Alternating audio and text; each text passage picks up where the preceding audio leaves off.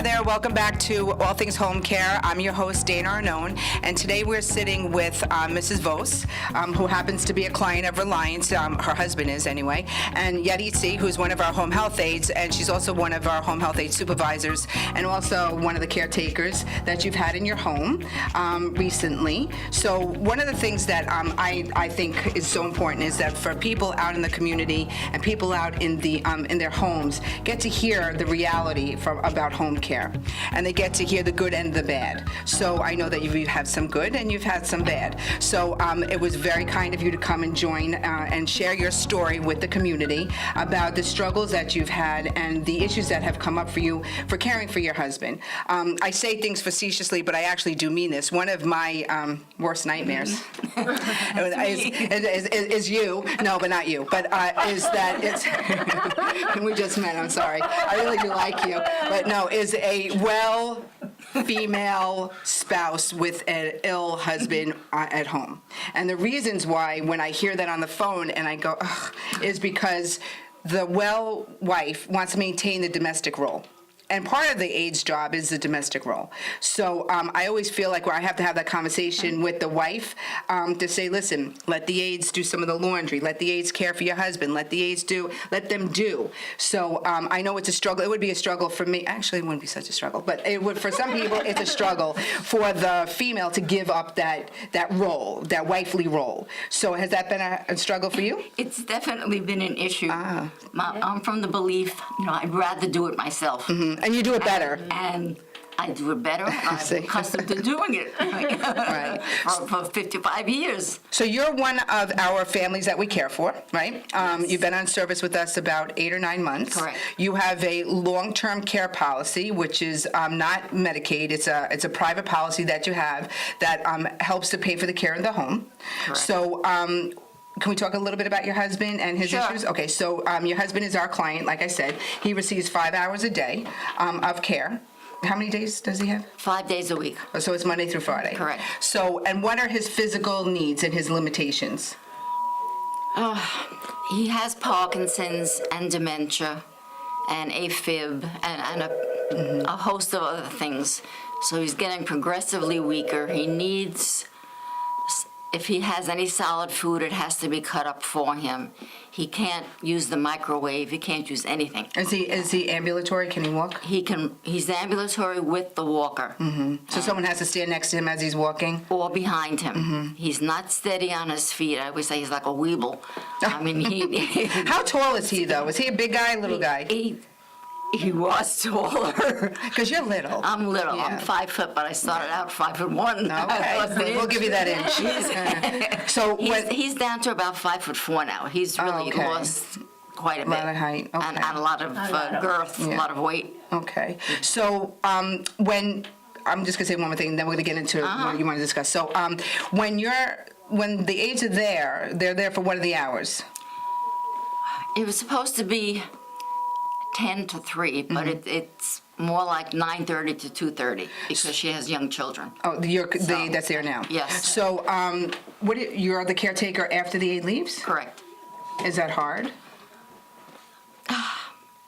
Sometimes, or else I will call my kids or my grandkids, and somebody will come over and just stay with them. It's mainly me getting out. Yeah, having a life. Having a life. Mm-hmm. When he first got sick, I would have everybody in. I would do brunches, but after a while, I said, you know what, I can't. I really have to get out. Yeah. Well, your mental, listen, I always say to people all the time is that if the caretaker gets sick, the person who requires the care has got a problem. So you have to maintain your care, whether it's your mental care, your physical care, whatever that means. So, because that's why I was saying you're tiny. So if he's bigger than you and you're tiny and he needs to go to the bathroom, what do you do? I follow behind him or next to him. And he manages. He's very private. He doesn't like anybody there. He closes the door and we wait outside. Yeah. Which I do. But he doesn't let me shower him. No. Because he knows if he bangs into me, I'm not that steady. Right. We're both going to go down. Yeah. But that's one of the things, Yadi has been one of his caretakers. Yes. And she's the only one that he trusts enough and likes enough. So what do you think about Yadi that makes him comfortable? She engages him in conversation. And People don't. nobody else does. And you know the thing is that it's so simple to talk to somebody. Yes, It's it is. right. He really doesn't want to be engaged, so somebody's just supporting his resistance Yeah. by ignoring But him. keep But trying, it's not though. good for him. Yeah. But no, nobody tries because, first of all, they don't speak English. Right. We talked about that. And that's the difficulty. They come in and they say good morning. So let me ask you a question. Before Reliance, and I told her, be as truthful as you have to, because it's the only way that we as a company are going to grow and learn. And the people in the community that are struggling with the same issues are going to realize that it is an industry-wide issue that really has to be addressed. So are we the first company that ever serviced you? Yes, but we've had other people before the person I have now and before Yachty. Right, but I'm saying Reliance as a home care company was your First first. one. Okay. Smile when you say that. No, so the problems that you were having in the beginning was availability of people, consistency of people. All of the above. Right. And we had different people with different strengths and different weaknesses. Some of them would come in and they were accustomed to cleaning. They wouldn't even say good morning or hello to my husband. They went right to the closet and took out the Swiffer and all the cleaning supplies, and they were Bypassing the need that the person. they Yes. were amazing. I have Yeah. to say that much, but Yeah. they weren't there to clean my house. They were there to help my husband. They ignored him. They didn't even say goodbye to him at the end of the day. And So it was a problem. that's a problem. Because I know that when I hear people's names in the office, and you're not directly talking to me, but then I know that there's issues when I hear the same name come up all the time. And that's not a negative thing. That's just an organization. You know, they're trying to get things organized in the office. But language was a big problem for you as well. Yes. So tell people out there, like the language, as the caretaker, as the spouse, the language is important for them to be able to communicate. Yeah. And you're not even really leaving your husband. You're still there. So the fact that there's lots of people in the community that have to leave their loved one alone, with somebody that may not have the perfect command of the language. And it's scary. Very. Yeah. Very. I mean, I do go out. I mean, You get your hair done. get my hair done. I could tell. Get my hair Get your nails done. I could tell. nails done, have lunch with friends. Of course. I've worked for You have 35 to. years, so I'm Yes. not used to being home. Yeah. So this is really rough. But explain to people, or describe for people, like how difficult that language barrier is. So what are some of the scenarios that you've come into? I mean, Yadi speaks with an accent, but she speaks clearly. Like you can understand her, she can understand Yes. you. And she'll repeat herself, and she'll keep calling my husband, Peter, Mm-hmm. do you like this? Do you like that? Look at that TV show. What's that person doing? She engages him all the time. No one else does. They don't have the language to even say, look at that. What's this? What's happening? And he doesn't talk to them. If anything, if there's something that really catches his eye on TV, he calls me. Like if there's a golden retriever. We've always had dogs. So he loves them. I love them. He'll call me. Yesterday there was somebody on TV with the same name as mine, even my maiden name. Oh, wow. Yeah, and he called me. He doesn't. The aide just sat there. She didn't know what was happening. I'm Yeah. like, well, how can I explain my maiden name and name before I was married? Yeah. And then it's over. Yeah. But the thing is that one of the things that we're trying to do here, because it is an industry-wide issue, the language, is that when there's a barrier, we had a family this week that the aide spoke relatively. I'm going to talk about the case you went to. So the aide spoke relatively good English, but it was limited on her ability to understand what the family really wanted from them. So I tell families all the time is, when someone's coming to your home, they're a stranger to you, you're a stranger to them. Right. So when they come, we need the family to do some direction because they're not going to know what to do. They're like, if someone comes to your house, they're going to be like looking at you, and then they're expecting you to say, he's over there, and sometimes family get annoyed that they have to do that, but that really is part of you just embracing the person coming to the home and just letting them know that they're welcome because they're just as uncomfortable. So what we do sometimes, we send Yaritza out to help the aide get acclimated to the house, get the family acclimated to the aide, because sometimes there's things that could be worked out, but as far as the language, that's an issue. We're trying to start an English as a second language here in our office. That would be wonderful. Yes, and more for the domestic side of things, like that relate to home care. Yes. So those are some of the changes that we try to make as a company, because what you're saying is an issue. It's a true issue. Yes. I know. So what other Yeah. issues have you had? Be kind-ish. No, mainly engaging my husband, Mm-hmm.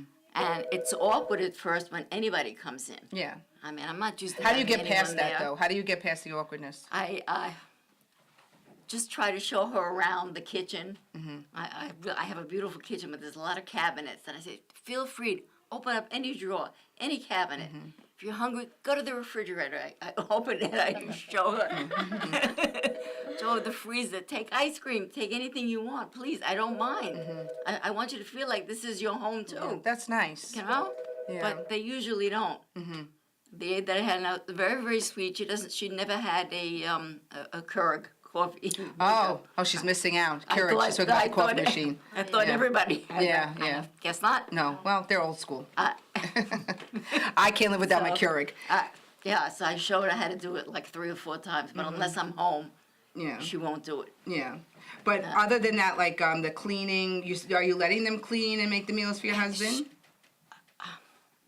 He's on such a restricted diet that it's difficult for me as well. For lunch, he has, I get yogurt by the huge containers, and he has half a container. Okay. If I'm not home, she will give him, put that in a bowl and give it to him, and ensure or instant breakfast, any one of those drinks. And she's not there for dinner. It's Yeah, she's gone by main- then. yeah, it's mainly lunch. And it's just you and your husband then. Yeah, So you help him get back ready for bed? sure. Yeah. Yeah. That's a lot though. You know, I'm a doer, so it's not. He's really, lucky, he's and lucky. I was the teacher, so Yeah, you said that. I'm really used to doing. Yeah. You know, for the kids as well. So for people that are listening that may be in a similar situation that you're in right now, and that are looking for care from a company, or they're looking to start that care, or when there's problems going on in the home with the care that's being rendered, what are some of the suggestions that you can make for people? Because they can learn from you, because you've been doing this for quite a while now, and if you experienced several different issues that are going on. One of the things that people complain about is timeliness. That the aides aren't always on time because they're taking public transportation. Oh, I'm a crazy person about that. Okay, I insist. If you say 9 o'clock, you better be there 9 o'clock. Yeah, I know. I spoke to Okay. you. Yes. I spoke to you one One time. of my pet peeves. Yeah, but that's fair. The thing is that families also have to realize is that when they're reliant upon public transportation, we're relying on, people are relying on somebody else to get them someplace. It's not as easy as one would think. I know. But you as a family member and as you as the consumer, that's not something that you're thinking about. If I have to be somewhere at 9:30 and I say, be at my house at 9, be there by 9, or 5 to 9. Don't come at 9:15. Exactly. I know. Exactly. And with the wrath of God. It kind of was, but so do you think that having someone like Yadi going around and helping support the families and the home health aides in the connection together, do you think that that's been a positive thing? Definitely. Yes. Definitely. Yeah. So having more, the other thing is, like I said, what the English as a second language to us is hopefully going to make a difference with the people. Oh, I really hope so. Yeah. What are some of the other things that maybe you've could make suggestions that we as a company here could do better? The timeliness is definitely an issue. What you live where? You live in Plainview. Plainview. Plainview is hard to get to too. But not for you, but for Not people. if you have a car, no, because I'm really centrally located. Right. But Besides, not everybody has a car. Oh, yeah. That was another.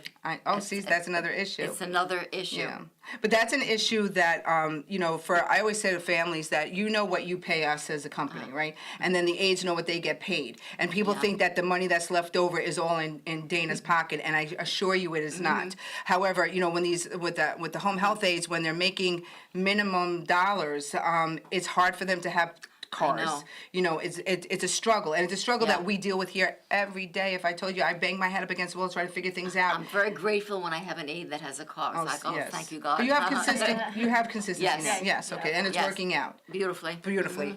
Yay! Yes. So, Yadi, what about you? So when you're going into a home and you're trying to help that aide get used to she doesn't go out all the time. She goes where there's struggles, and when we think that we could fix them, because sometimes things are, like I said before, they're fixable. It's not always as clear cut, I don't like her, get her out of the house, she doesn't speak English. Sometimes there's ways that we can, blend it Right. together. So how do you think? So when I go to the houses and I meet with the patient and the aide, I guide them I sit both of them down and I guide them through the plan of care. What the responsibility, what they could do to better, to be there for the patient, because we're there for the patient, make sure they they shower, they eating, engage with them, having conversation with them. It's just all about guiding them how to bring a home health aide home and the aide feeling comfortable with the patient. Yeah, And that's the family, huge. yes. Yes. Oh, also the And they aide make was, a difference. The aide was wonderful when we had to go to the doctor and the dentist because she came with us. Oh, I thought you were joking. I thought you were sitting No, there. no, It was gonna be a problem. no, it was no. Having that help would help you. Oh, it Yes. was huge. It was huge. tremendous. Yeah. And even he appreciated. He kissed her at the end of the day. And believe me, that so is you a got big kiss. thing for him. Oh, good. I'm glad. Well, see, Yeah. that makes us feel like we've done our job. It was great. Okay. She took the wheelchair out because I'm so small. The wheelchair's bigger than you. It has to be. Some of the aides, they come out of school not knowing, so we guide them. We do try to guide This is why them, I come yes. around guiding them to helping them doing the job better. Well, the thing is that it's a 3-week course that they go through. Yeah. It's not Okay, much I didn't more than even that. know Yeah, that. well, it's a 3-week course with some clinicals. So they actually are going to be going to usually it's like an assisted living where they're doing some hands-on care. okay. So for us when we're doing orientation and when we're talking to them, we could tell right away who's done it before and who Sure. hasn't. Right. And so, but a lot of these things can be taught, and some of it Right. is inherent in them. Either you have it or you Yes. don't. And sometimes it's a problem. But unfortunately, the population or the demographic of people that go into this job are people that come here from other countries. They're coming Yes, with absolutely. it is, and I mean Limited skills. limited skills, different skills though. Customs Yes. are different, cultures are different. Obviously, the language is an issue that we're all going to be dealing with. But you know what? Honestly, I come into every orientation, I come into every in-service in our office, and the first thing I say to them, Yadi knows this because I make her do it too. When you walk into a patient's home, you say good morning. Morning. Yes. How are you? You smile. It sets the tone. My name is Dana Arnone. Your Yes. name is. They should know Right. your name, but Yes. and look at the person. yes, and that's Oh, love me. help. She's got a swollen head. You're no, fabulous, and no, you know that you wouldn't be sitting here if that wasn't true. I know. But those are the things that they don't think about it. That will set the tone. It can either go downhill or uphill from there. If you walk in, good morning, hello, my name is whatever, and some of those things are definitely not taught in the school in the Yeah, health aid they're not. schools. Yeah. Well, I would tell them when they came in, this is the patient. This is my husband. This Right, is 'cause Peter. Yeah, Because of they the wouldn't. I just- know. They're going to you. Yeah. Oh, that's weird. Because she's No, but Because they I have to answer know the who the door. because they're maybe right, they don't realize that there's there's a some. Peter. They don't look at the They don't look. They They, don't- I no, know. they don't. I know. Well, we're trying to change that too. and we're changing that. Yes. though. Yeah, and I point to him. That's my husband. He's the patient. Well, I think that people can definitely learn from your experience. I wish that more people would come on for different levels of experience in home care so that they can give some compassion and understanding to those people that are going through it as well. They think that they're the Yeah. only ones. They think they're the only ones that have aides that don't show up, that they think that they're the only ones that have language issues going on. And for me, as a company, I tell people, come on and tell us what we're doing wrong. Tell me how we can do it right. Yadi goes around and gives out surveys to all of our families, and we wish that they tell us exactly what they say. And I read yours, and we actually put it on our website so other families can look at it and say, oh, this is what they're doing. And it always comes down to the same issues, communication and transportation. And those are things that we're trying very desperately to fix, but we can't do it alone. So, but having people come on and expose it and tell other people that that you're experiencing things that they're probably experiencing themselves will give somebody out there some comfort. And if they'd like to make some changes to our company, you can reach us at 516-308-4840. I thank you so much. You're very, very, very sweet. welcome. Thank you for coming on. You're very brave to do so. Okay. And I hope that you gave somebody out there some little bit of Oh, I education. hope so. I think you did. Really? Yeah. Yes, yes. So if you, once again, our phone number here is 516-308-4840, or you can visit us at RelianceHSSNY.com, and you can read her survey on us on the website. Thank you again. Thank you. Take care. Very Bye-bye. welcome. Bye-bye. Bye. Hi there, it's me again, Dana Arnone from All Things Homecare. Just wanted to remind everybody to find us on Facebook, iTunes, or Google Play. Follow our podcast. Let me know what you think. If you have any suggestions of information that maybe you'd like to hear, or it's something that you can have some help with, or some guests that you might like to see on the podcast, or maybe yourself want to be on our podcast, we'd love to have you. So give us a call here, 516-308-4840. Visit us on our website, reliancehssny.com. You can talk to me through the website. Please let us know what you're thinking.